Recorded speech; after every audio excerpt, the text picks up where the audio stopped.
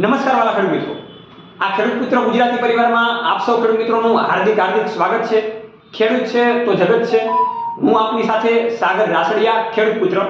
વાતચીત મેં આજે આપણે કરવાની છે આ વિડીયોમાં કપાસના બજાર ભાવને લઈને કે કપાસની બજાર નથી તો વધતી કે નથી ઘટતી, તો શા માટે આવું થઈ રહ્યું છે, કેવા કેવા પ્રકારના ડેટા અનુમાનિતથી આ બજાર ભાવ અત્યારે સ્થિર છે।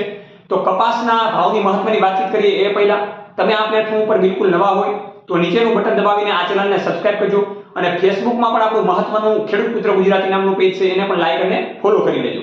તો ચાલો આપણે જલ્દીથી વાતચીત કરીએ કે ભાઈ કપાસના ભાવ વધતા નથી અને હાલમાં અત્યારે કપાસના ભાવ કેટલા બોલાઈ રહ્યા છે એની સમપ્રમાણમાં આપણે આ વિડીયોમાં વાતચીત કરીએ। વાલા ખેડૂત મિત્રો, માર્કેટ યાર્ડની જે રીતે આપણે વાતચીત કરીએ છીએ એ રીતે કે માર્ચ એન્ડિંગની રજા પૂરી થવા પછી તાત્કાલિક માર્કેટ યાર્ડ ધમધમતી થઈ છે। તો આ માર્કેટ યાર્ડમાં વ્હાઇટ સોનું એટલે કે આપણે કપાસને ઓળખીએ છીએ અને ઘણા બધા ખેડૂત મિત્રોને હજી કપાસના ભંડાર એટલે કે સ્ટોર પડેલો છે, એ પછી ઘર હોય, વાડીઓ હોય, જ્યાં હોય ત્યાં કપાસ અત્યારે ઘણી બધી પ્રમાણમાં પડેલો છે।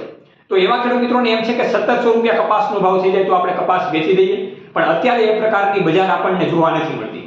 માર્કેટ યાર્ડના દરરોજને માટે ડેટા તમે જોતા હશો તો આપણને ખ્યાલ આવે કે ભાઈ કપાસના ભાવ તો વધતા નથી, તો શા માટે નથી વધતા? તો એનું મેઇન કારણ આપણે ગણીએ તો અત્યારે એક પણ પ્રકારની લેવાલી નથી। કપાસના ભાવ જે રીતે હોવા જોઈએ ત્યારે 1700 થી 1800 રૂપિયા જે રીતે આપણા ખેડૂત મિત્રોને પરવડે એ રીતના, પણ એ રીતના અત્યારે કપાસના ભાવતાલ થતા નથી। તો અત્યારે સામાન્યપણે ગોંડલ જેવી માર્કેટ યાર્ડ, અમરેલી, બોટાદ ગણીએ, પછી એ જુનાગઢ ગણીએ, ભાવનગર ગણીએ, જામનગર ગણીએ અને આપણે બેડી યાર્ડ એટલે કે રાજકોટની બેડી યાર્ડ ગણીએ, એમાં અત્યારે કપાસના સરેરાશ ભાવની વાતચીત કરીએ તો 1350 રૂપિયાથી લઈને અત્યારે 1590 રૂપિયા સુધીના ચાલી રહ્યા છે।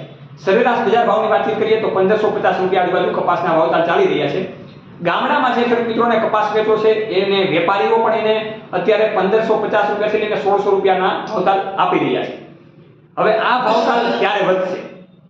તો એવા એક પણ હજી ડેટા નથી મળ્યા અથવા તો એવું એક પણ પ્રકારનું આપણે અનુમાન ના લગાડી શકીએ ભાઈ ફિક્સ આટલા દિવસમાં કપાસનો ભાવતાલ આપણને સારો એવો મળે જેથી કરીને આપણે કપાસને સારા એવા ભાવતાલમાં વેચી શકીએ, જેથી આપણને સારું એવું વળતર મળે।